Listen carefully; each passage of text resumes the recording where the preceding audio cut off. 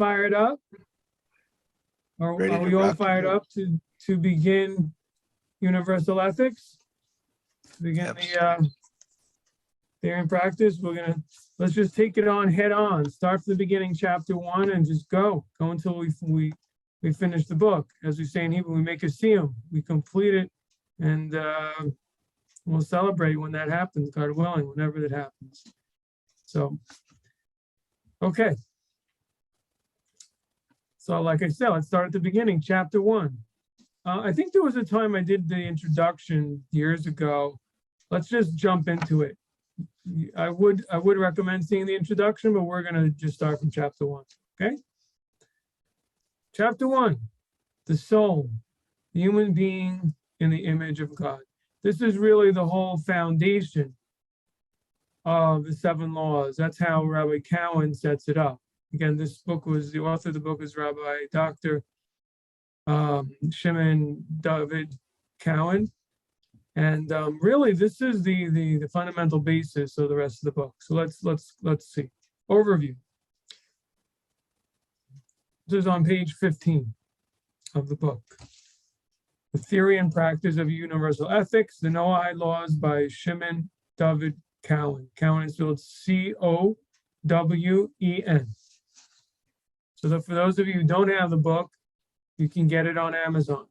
Look up Rabbi or Shimon David or David Cowan, Cowen, and you'll find this book.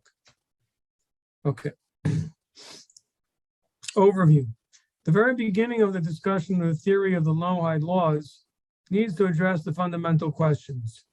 Number 1, what is the meaning of the, quote, spiritual within a person?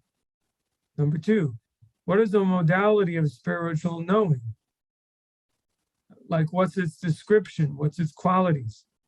And 3, what is the content of that knowledge? In parentheses, it says revelation. So I guess that he's not starting with an explanation why this is so vital to the 7 laws, but I guess there's a certain obviousness to it. We talk about not worshiping idolatry and faith in God, and so you're already touching on the spiritual right there. And so the first question is, but I guess it's more than that. What he's actually saying is, like, what's the, what is it exactly that the basis of the requirement within the person that pulls them, that makes them seek, that naturally binds them, I should say more, that naturally obligates them to keep the 7 laws. And I think that's what he's getting at, that there's something spiritual within a person that seeks more than just physical satisfaction, like it seems like the animals of just surviving. And that's the number 1. Understanding ourselves is understanding the 7 laws. It goes together. What pulls us all to be here tonight? Why do we interest ourselves in religious thought? Why is that in God? Where does that come from? And so all that has to do with the first question, because there's something inside of us that connects to that part of reality that's something we can't see and we can't smell, but we know it's there, right? And that's the spiritual within the person, is sensitive to that. So that's the first question. So what does that spiritual in the person mean? How do we describe it? And the second question is interrelated. We describe and explain this knowing, to know about it, and to connect with and feel drawn to spiritual things. And finally, what is that spiritual knowledge that the person is drawn to? Okay. The discussion progresses in conjunction with consideration of the thought of a great psychologist and thinker whose work engages modern culture, Viktor Frankl. So we're going to be using Viktor Frankl's thought as a basis for discussion here, for the author's discussion, I should really say, about spiritual obligation, about the definition of meaning, and specifically the importance of meaning, and what meaning actually means, for lack of a better word. I think the reason why Rabbi Cowan does that is because he wants to, attract secular people to the Noahide laws, not just religious people. And so he's trying to communicate the importance of spirituality to everybody, to everyone who's part of the modern world. Okay, next paragraph on page 15. The soul is grasped as the spiritual bearer of the human being, the unifier and ultimate representative of the mind, body, soul complex, which makes up the human being. As such, it is responsible and beholden to something beyond the person. The religiously conscious person calls this God.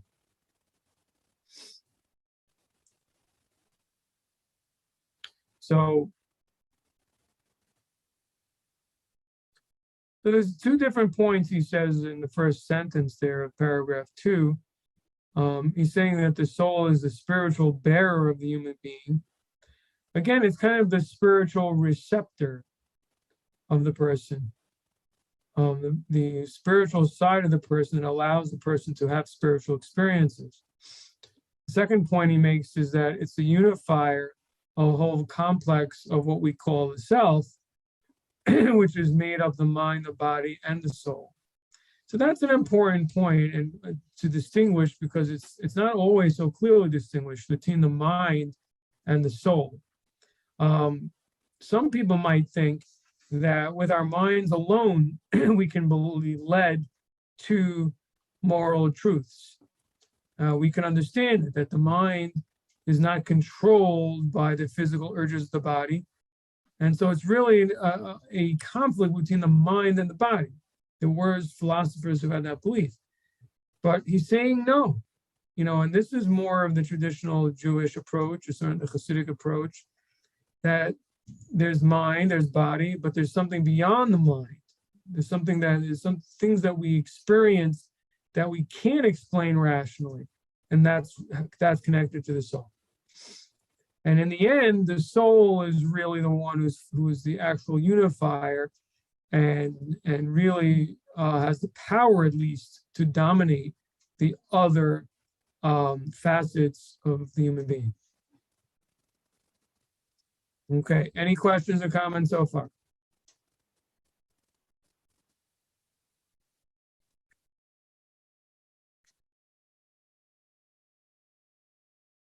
There's also this last sentence. Last two sentences are very important and related to where we're going.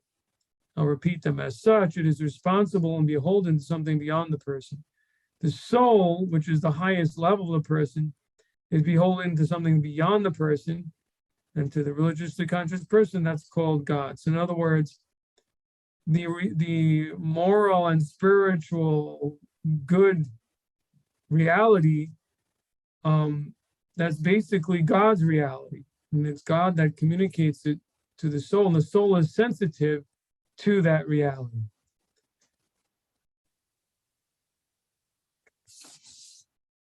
So there's an objective reality which affects conduct, which is not something the person makes up themselves. It's not something the person deduces even through their mind. It's something that's coming from another source, but the soul picks up on it and is sensitive to it and is beholden to it. Okay. Paragraph 3 on page 15.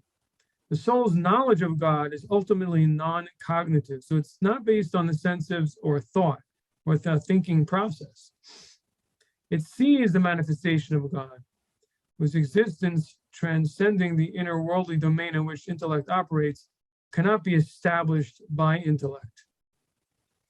So God's existence is something that's above and beyond the bounds of intellect.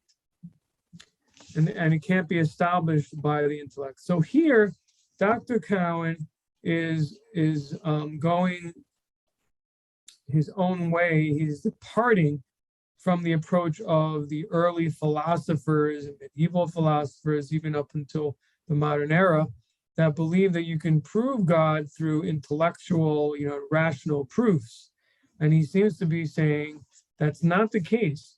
Or at the very least, you can actually limit the distinction between the two schools by saying that what he's referring to is something, as he says, knowledge of God and seeing, meaning that level, meaning a real sense of God is not something the mind can do.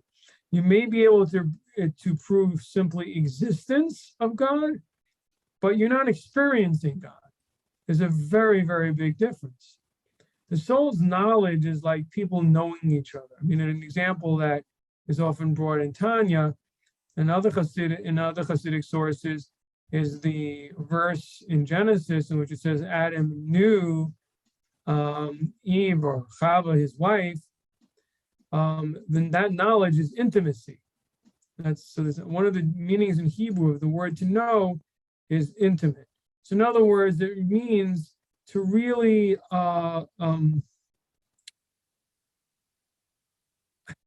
know something in terms of its real qualities, not just to know that it exists, but to actually, to have close relationship with the thing, to have certain sense of it, to really know what the qualities of this other.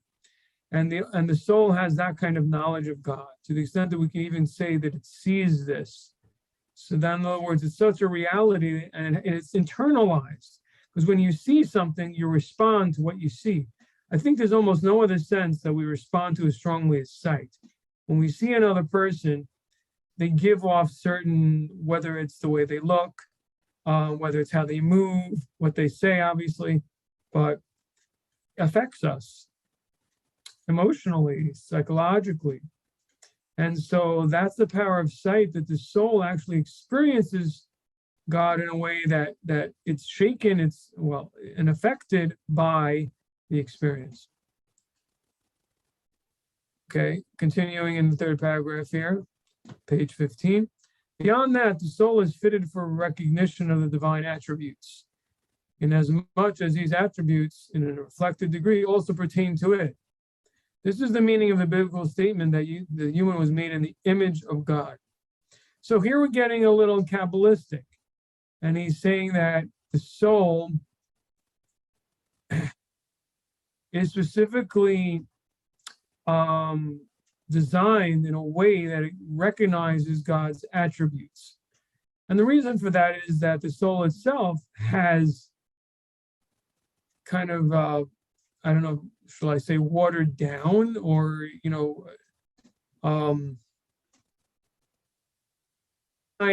reflections of God's attributes.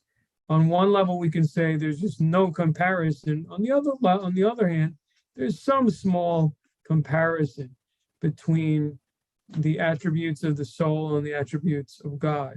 There's some general comparison. We can say, oh, this is that. This is compassion. The soul has compassion, loving kindness, discipline, wisdom, understanding, knowledge. We can go through those and say, oh yeah, those are things that human beings have. But on God's level, it's a completely different animal that we're really, even the words we're using don't really do it justice. It's just, we have to, because we have no other way of describing it. But in any event, because the human being on a very minute, distant level, but nevertheless has the qualities, therefore we can we can relate and have some knowledge of God's qualities because we have them too. This knowledge as affinity is actualized in the imitation of God through conduct of the Noahide laws. So this knowledge basically means that the soul is drawn to adopting the same attributes that God has and acting out and expressing the same attributes. And basically, what he continues there to say is these attributes are reflected in the 7 laws. The 7 laws reflect these attributes. So basically what we're saying in other languages, you want to be close to God, you want to be like God, keep the 7 laws. That's what we're saying. Walk in God's ways. When you're talking about something spiritual, and that's by the way also a very big distinction philosophically in terms of Christianity and Judaism, is that, and I don't really like getting into this too much, but simply the idea of God is as a body, God forbid, basically turns the idea of how we come close to him on its head. Because in Judaism, God doesn't have a body, so you can't get close to him by space, simply, getting close to him because you're standing next to him, you see him. Those things don't work because that's not what God is. And beyond that also, not even so, and even in terms of the emotional ways we become close to other human beings, but just liking them or quote loving them because we just like the things about them, is also really not the way we become close to God either, even though there is the idea of love and fear of God. But that's not the primary way we become close to him. The primary way is that he, through his attributes, behaves in a certain way, and thus spiritually, if we, as we, so to speak, mimic that, that's how we become close. And so that creates a fundamental rift, division, distinction between, what I would say at least the outgrowth of Christian doctrine and Judaism. I'm not going to get into the whole, into any deeper discussion about it, so don't ask me about it in terms of if you have any questions on what I'm saying. All I can really do is direct you to a book that I brought up and I have a lecture on in the past, spoke about, which is Dr. Abraham Livni. In his book, The Return of Israel, he has many chapters about his critiques about Christianity. If you're interested, you can look there. Okay. All right, so at the bottom of page 15. Any questions so far? But the beauty of what he's saying is that the 7 laws kind of flows from the fact that a human being is created in God's image. And therefore the natural response of the human being is to keep the 7 laws. In other words, if we get past the coarseness of the body, and we get past the coldness of the mind, and we get to the soul, and we let the soul express itself, that the soul will express itself through keeping the 7 laws with all its passion and all its vitality. Okay. So obviously this is very, this is extremely important in the way we approach the 7 laws, because it's not that we're approaching it that we're being forced from without, from some, from the divine monarch, and he's saying, you better keep this, otherwise you're going to be punished. And really it has no connection with us, and we just kind of have a rope around our neck or a yoke on our backs. What we're saying is, no, this is naturally what the most true self of the person wants, and what is naturally fitting for a human being to be doing. So it's a totally different way of looking at the law. It's a totally different way of looking at the commandments. Everybody with me here? Any questions so far? Okay. All right. 1, 2, 3. No questions. Okay. Bottom of page 15. The conduct of these laws is specific and concrete. Laws are very specific and they're concrete. So in other words, they're practical, they relate to this world, they're not vague. Knowledge of these laws comes from the Abrahamic tradition, which starts with Adam and Noah, but takes its authority from their reiteration as part of the revelation at Sinai. In that the major world religions relate to these points of origin, they are already prepared for a focused resonance with the universal Noahide covenant at their root. He's basically just saying that all the great cultures of the world have some connection to the Noahide laws. They have some connection even to the Sinaitic experience in that way, or as he said before, the Abrahamic tradition. And I think that's something he's talked about in the introduction, was that, obviously both Christianity and Islam were affected by the, as he said, the Abrahamic tradition. I guess you could say Judaism. But he even goes as far to say that even Hinduism and Buddhism also, they have more of a spiritual leaning, but also stem from Abraham, and that the gifts that Abraham gave to the children of Keturah, and that they went with them eastward, is referring to, the forebears of those who created the Hindu religion, and so on and so forth. And they took the ideas of spiritual ideas of Abraham with them. That's the argument or that's the point that Dr. Cowan makes in the introduction. So basically what we're saying is, again, this is very fascinatingly interrelated. The same way we just said that the 7 laws are natural and organic to a person, in that the soul is what the soul is all about. It's how the soul wants to express itself. He's also saying that historically speaking, the world is already kind of prepped and primed for the 7 laws, because these ethics of morality historically have been, the world has been, and most cultures have been exposed to them already in the past, at least most civilized cultures and societies. So they're ready to hear it. Okay. Number 1, the soul, on page 16. The spiritual bearer of the person. We have chosen here, alongside Noahide theological discussion, to invoke the philosophical writings of a great, though in the long dominant milieu of a materialistic Freudianism, lonely writer and psychotherapist, Viktor E. Frankl.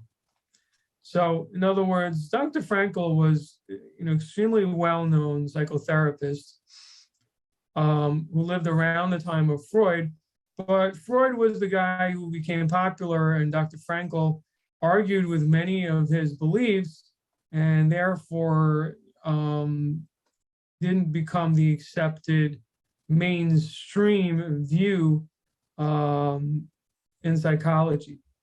Okay, but yeah, we're going to use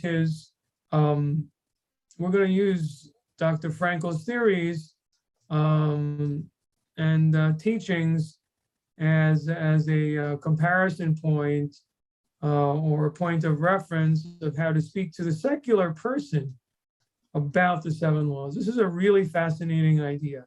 Again, what Dr. Cowan wants to do is he wants to tell a person who doesn't believe in God in a traditional religious way why he too should keep the 7 laws. And he's going to do that through Dr. Frankl's teachings. Let's see.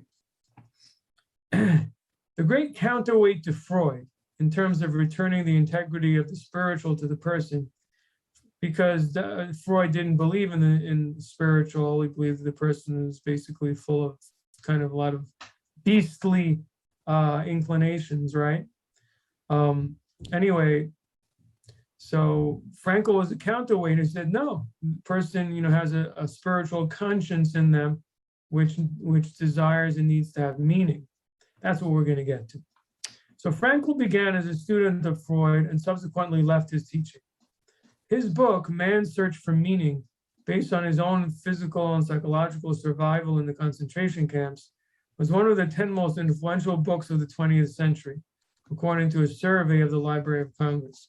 Fascinating that how many people have been affected by his ideas, and you'd think from today's media and academia that this person never existed. It's very kind of tragic. Anyway, continuing, the book contains the central theme of Frankl's work, that the human being possesses a higher faculty of meaning through which he or she can transcend and psychologically negotiate any predicament, internal or external. So the person possesses a higher sense that's connected to meaningfulness, from which the person can overcome any problem in any predicament. The huge resonance which this book found in world culture must nevertheless have occurred at a more grassroots, or for the intellectual readers at a private level. In other words, not in academia, but just regular folks bought his book and read his book and believed in, and valued what he had to say. For during his life, he passed away in 1997, his doctrine did not find wide dissemination or acknowledgement in public academia and psychotherapeutic practice. Some have argued that it did have an influence, that it is a vital source of whatever consideration of personal meaning there is to be found in modern psychology. So whenever psychologists do refer to the fact that a person is lacking meaning and that's why they're depressed or whatever it is, that comes from Dr. Frankl. This, however, did not extend to granting his work commensurate recognition in its own terms and integrity. So he's never really been given the recognition that he should have been given. The paradox of its resonance and yet its failure of public influence in influential circles attests to the phenomenon of the repression of the metaphysical need of which Frankl spoke. In other words, within the institutions of society that we live in, like I said, in the media, in government, in the schools, he's not recognized as having, as his ideas of having any value. He's not discussed in any serious way, probably basically not at all. And yet, so many people bought his books. So he's had a strong effect on the public, but not on the institutions of the society we live in. Questions, comments? Okay, nothing in chat, so nobody raising their hand, right? Let me just go down the line in case I don't see you. No. A little yellow hands emojis up, so I guess that means that no questions so far. Okay. Our purpose in discussing the Noahide conception of the human being in the image of God in conjunction with Frankl's work is not to present Frankl as a source, let alone an authority in Noahide theology or law. He may not even have known about the Noahide laws as such, though undoubtedly the substantial congruence of his work with this teaching wells out of his own Judaism. So in other words, whatever little Judaism he may have had, certainly had an effect and an influence on the body of his teachings and understanding of psychology. But nevertheless, he's not an authority in Noahide law or theology at all. Okay, so I am now finishing page 17, the bottom of page 17, turning to page 18. His work, however, is a valuable vehicle in adumbrating the concept of the soul as the image of God in the human being, since his work has already entered and is known in Western culture. So I think what he's saying is he's going to use Frankel's work to explain in secular terms, what do we mean by a human being being made in the image of God? And that's a very important point and the basis of this whole chapter. Moreover, because of its engagement with Freud, it may be a lever in transforming levels in the cultural repression of personal religious experience, largely affected or at least promoted by Freud's writings. So because Dr. Frankel's works engaged with Freud and I guess argued with it and responded to it, so that also makes it a very helpful tool, almost like almost a weapon, so to speak, in arguing against some of the what's taken to be institutional views about psychology and about the psyche of a person today, by pointing to Dr. Frankel and his understanding of this this highest level of self in the person that's often ignored in modern psychology. Frankel gave the higher meaning-seeking and affirming faculty in the person a variety of names. So this faculty and sense in the person to seek meaning and to affirm meaning, he gave it many different names. These include the spirit, unconscious religiosity, and the moral instinct, the metaphysical need, and conscience. So these are all words that, you know, again, a person that's not necessarily religious or that uses religious language can relate to. This aspect of the self is to be distinguished both from the emotionally and physically needy and expressive self of the physical person.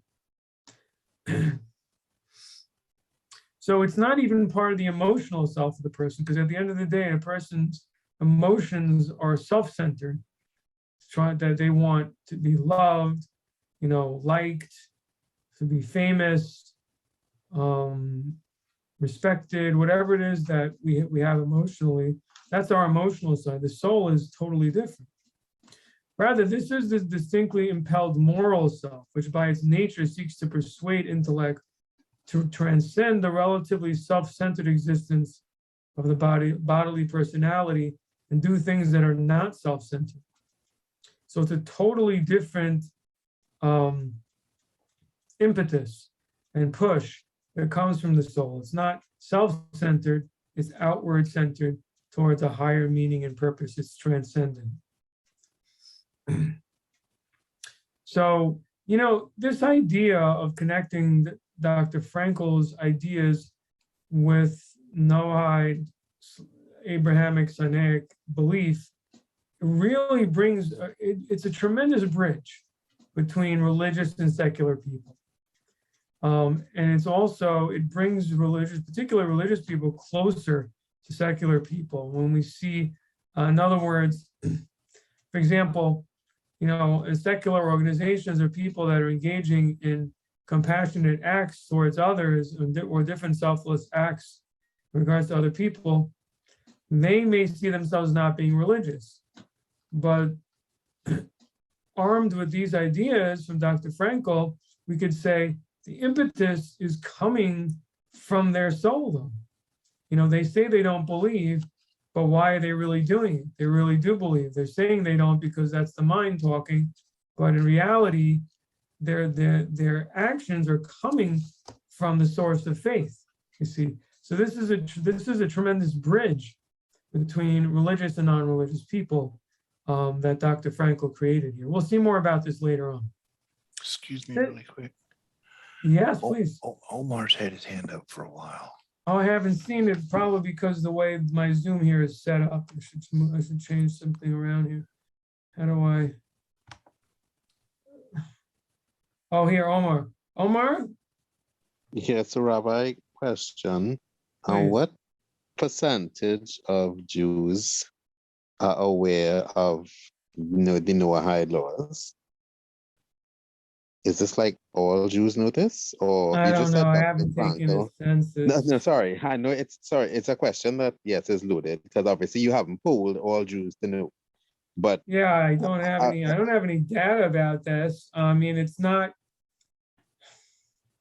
I, I suppose I the mean, question I'm trying to get at religiously is, educated Jews know about it. And that oh, number, I mean, look, I mean,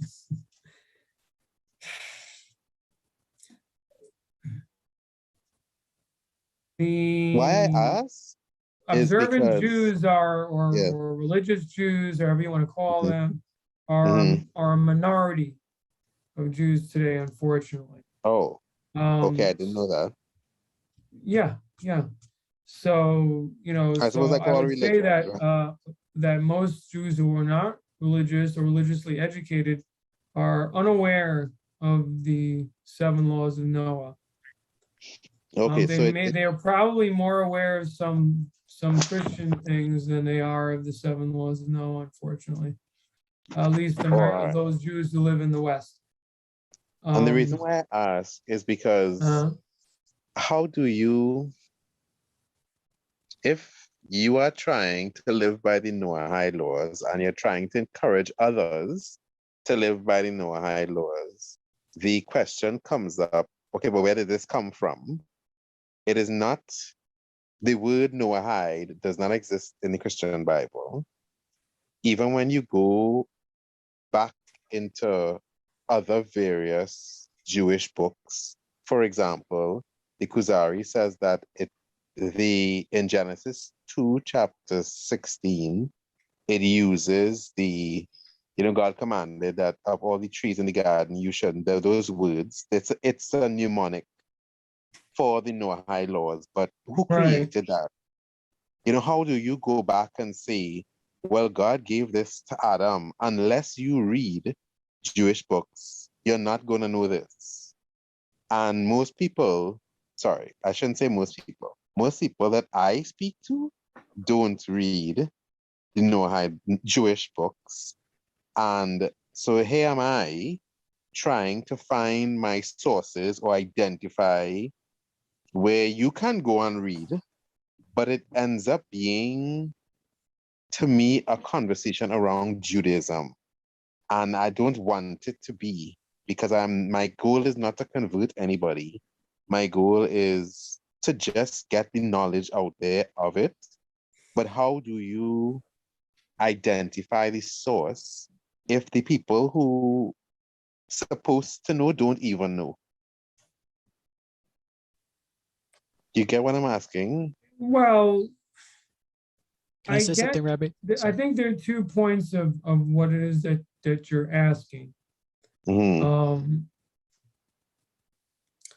One question you're asking is, what people are unfamiliar with the seven laws of Noah, and it doesn't seem to be really. Tell me if I'm wrong, but the way I understand it, doesn't seem to be a text for it. Correct. There's no express, open, black and white. Hey, it says it in the book right here. Here it is, right here in the Exactly. book, and you don't, and there, that doesn't exist. Correct. So that's one question. The second part of the question is I don't understand as much, but it's something to do with Jewish people are not familiar with it either. Correct, because I've But asked a couple I who don't think I that's know. really that relevant if Jewish people know about it or not. Mm, I'm not, I mean, again, because as you mentioned in your question, you're trying to get away from saying, let's adopt Judaism.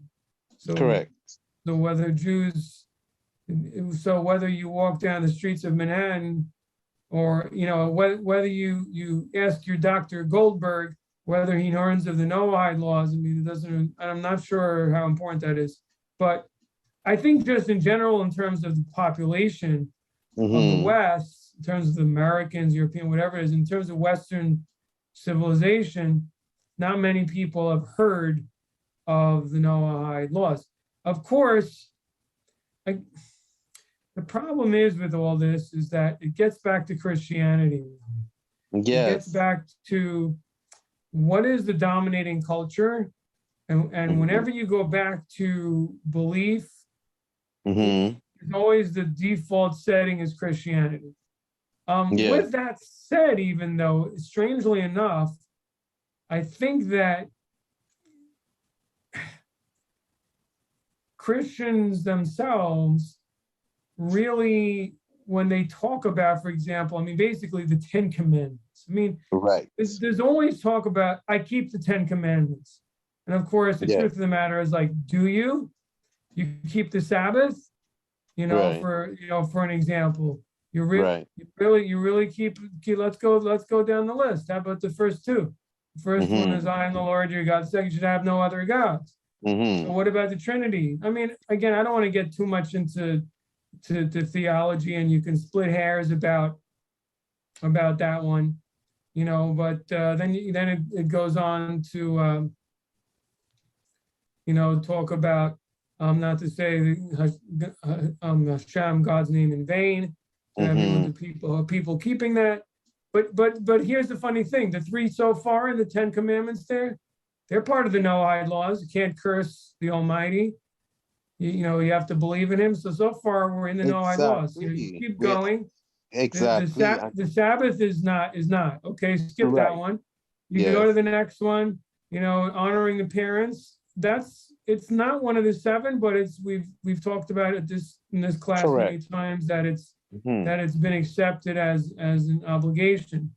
Yes. So and then basically what do we get to after that? You get to the rest of them: thou shalt not murder, Right. Murder, you shall steal. not Exactly. steal, you shouldn't bear false witness, Right. you shouldn't covet. What did I skip? But anyway, the bottom line is, besides the Sabbath, it's pretty much, and again, honoring the parents is not one of seven, but it's an obligation. You pretty much kind of got the seven there. And I So think it's that's the big fascinating challenge. that it's like, so it's interesting that in Christianity that they're stuck on the Ten Commandments as what you person should be doing. It's very close to the Noahide laws, except that And I think their idea that's of belief is flawed, very flawed. That's another. But and they're also their concept of the level of the obligation of the seven laws is yeah. flawed in terms of And I think whether you're you hit the really nail on the required head. to or you're not, and so on. So, but this is what he's talking about in the book, that there's already historically a basis, and people don't even realize it. You see, Yes. people don't even realize, where is this coming from? Why is this like this, the basic morality?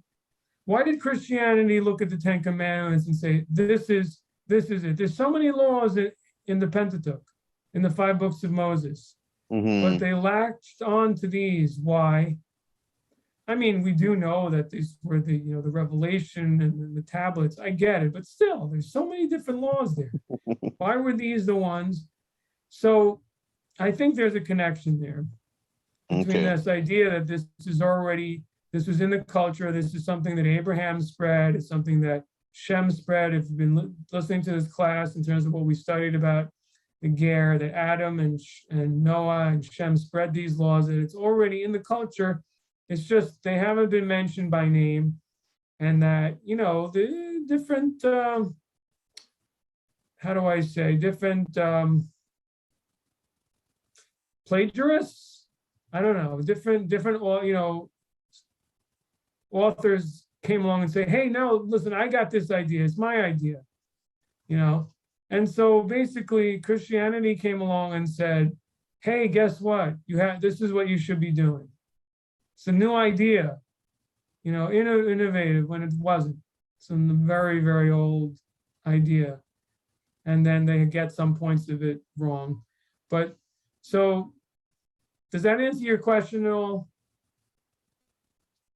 Yes, I think it helps get there. I suppose I'll have to for me, we'll have to have another class, or I would love for you to be able to have a class around the differences, because for me Okay. personally, it's looking at the differences, not trying to make one better than the other, but just trying to understand the differences and the connections. And I am constantly seeing more connections than differences.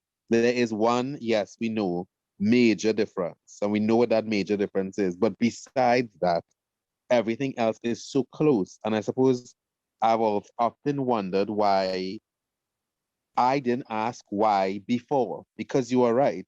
If you keep asking why, you will come right back to God giving Adam this in the Garden of Eden. This is where everything started, and Right. gave them the template to live by, you know? I want to make another point, which is may or not be helpful. I hope it's helpful. At least it's something I've noticed since interacting with the Benoah community and ex-Christians and so on and so forth. In Orthodox Judaism, the written word is not the end of the story. It's not binding. That's not the right way to say it, but there are a lot of details missing, and the reliance is more on the oral tradition than the written tradition. The written tradition is kind of like notes, and there's a lot missing, and some things are even portrayed in an inaccurate way. And in truth is, in a certain sense, this makes it more rational because it's conceptual. It's something that was handed down from person, wise man and sage to wise man or woman, and prophet to prophet. It's not a text is not a make or break.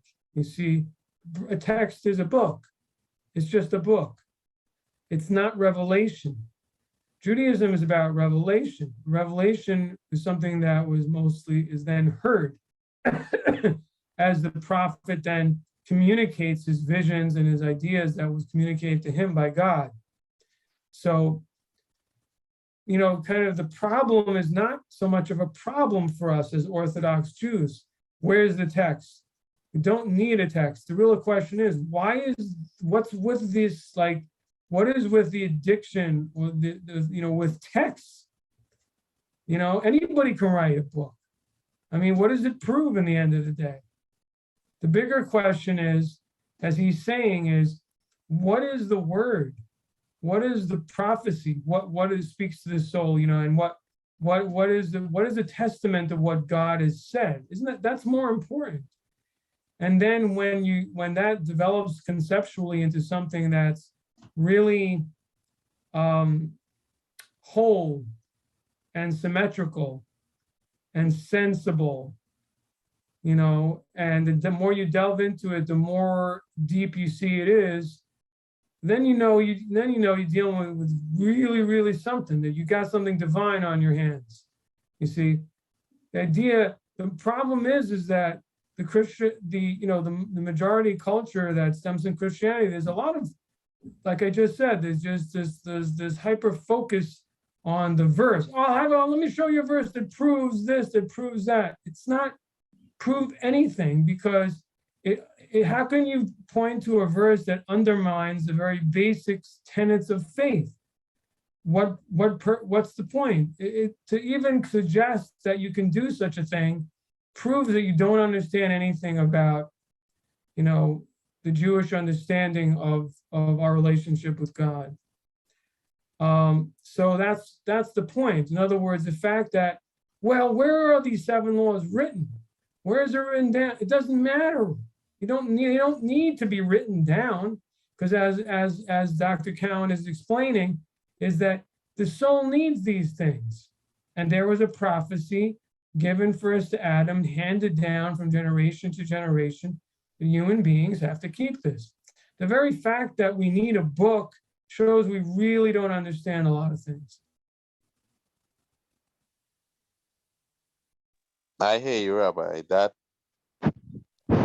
It's just like, where is it written?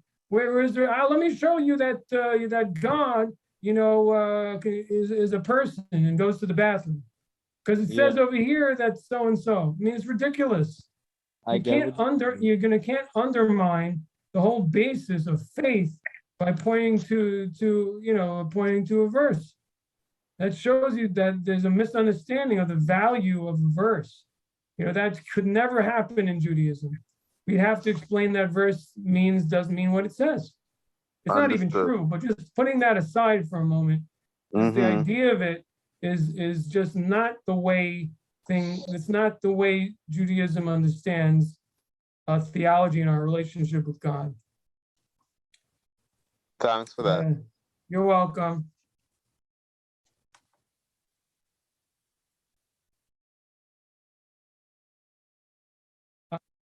Someone asked, who was the founder of the Noahide movement? So, what was his name again?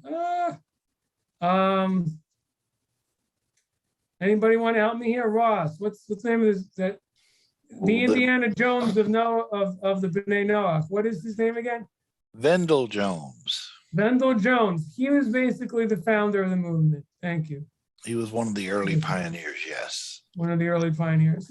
Actually, Rabbi, often, there's a book I read about this guy, Amy Pallieri. He's French. He was a French Catholic priest who was, like, just before the World War II, he kind of started the whole conversation with a rabbi. It's a very interesting book called The Unknown Sanctuary.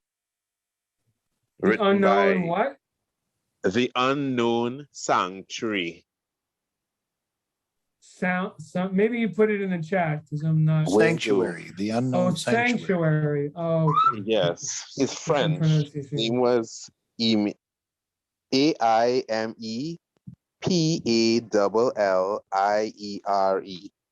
Amy Pallieri. He was a French Catholic priest who, surprisingly enough, to me, went through a lot of what I'm going through, questioning and so on. And he met a rabbi. The rabbi's name you will know, Elijah Benz.